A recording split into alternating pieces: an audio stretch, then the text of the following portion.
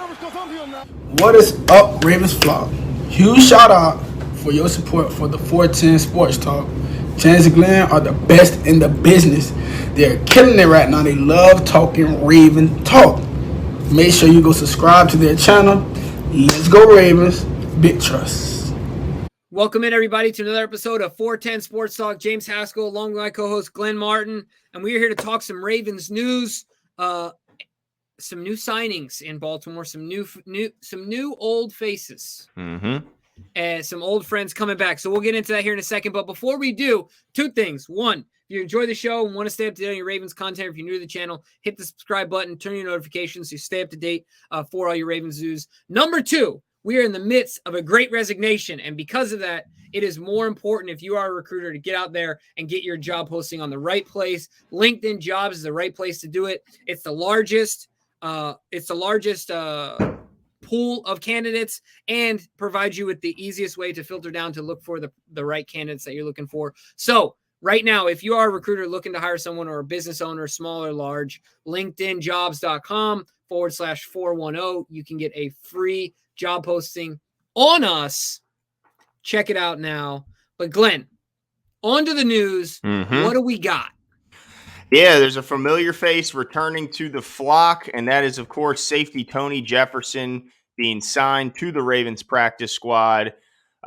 He didn't spend too much time here, but was certainly a fan favorite in that short 3 years time he did spend here in Baltimore. Of course, his third year cut short by injury in 2019 before the Ravens had that historical season. Did spend a bit of this season with the 49ers, but was ultimately released by them and was a free agent. The Ravens scooped him up.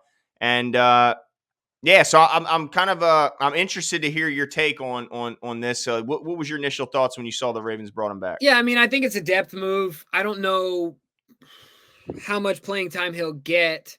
But we need the bodies, and he's a good player. He's an athlete. He knows the system. He knows the culture. So it makes a ton of sense is when I saw the signing. All right, this makes sense. We need it. Coach Harbaugh apparently was impressed with his conditioning, said he was in really good shape. And we know John obviously takes that extremely serious by, how hard he works guys in the preseason and throughout camp. So my initial opinion was it makes sense. I think it'll be a decent fit. And maybe he'll serve to help a guy like Brandon Stevens out throughout the growth process. I tell you, my favorite play from Tony Jefferson. Remember when he snatched the ball from, what was that, Vance McDonald? Oh yeah. He slid, snatched it. I think he took it for 6, didn't he? I can't remember, but it was an awesome play.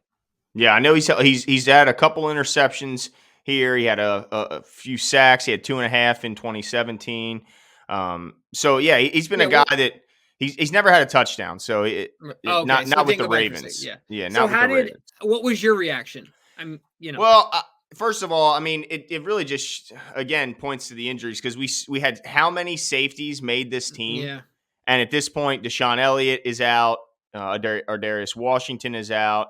And you start to get a little bit thinner there, and you go, man, do we really want to rely on Anthony Levine to play big-time snaps on the defensive side of the ball? So to me, this was just, like you said, it was a depth move. They're hopeful that Brandon Stevens can continue to grow his game and mature, and I think he has. I think he's first of all, he started off way further along than I expected him to look, but he's certainly gotten better throughout the year, made some big-time tackles in that Browns loss.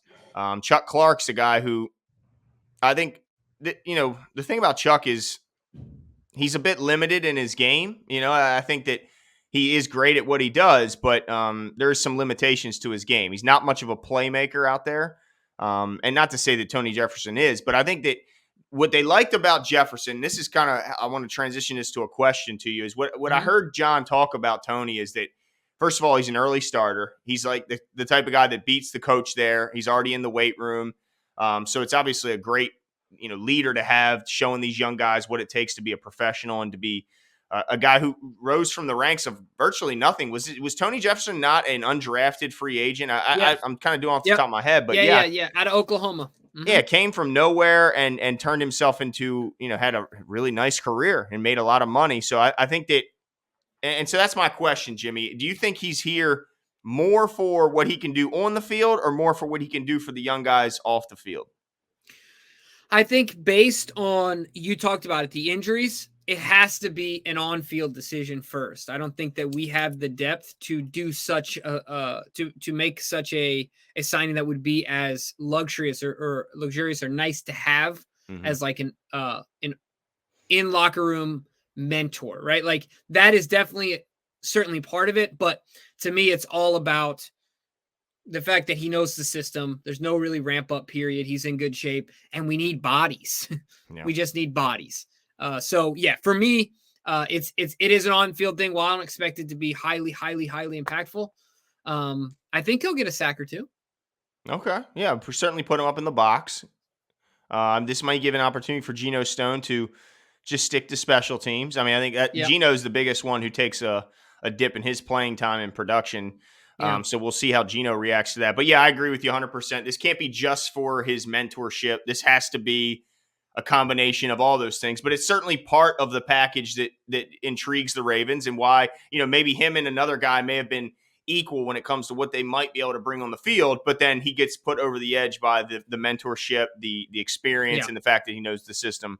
So yeah, I definitely agree with you there. But let us know what you guys think, guys. I mean, is this more than just getting an old familiar face who can help lead these young guys into the off season, but also down the stretch of this season? Or are they looking at this guy as someone who might need to play some valuable snaps for this defense, a defense that's still fighting to make its way into the playoffs, and then see what happens from there? Let us know your thoughts, and we will talk soon.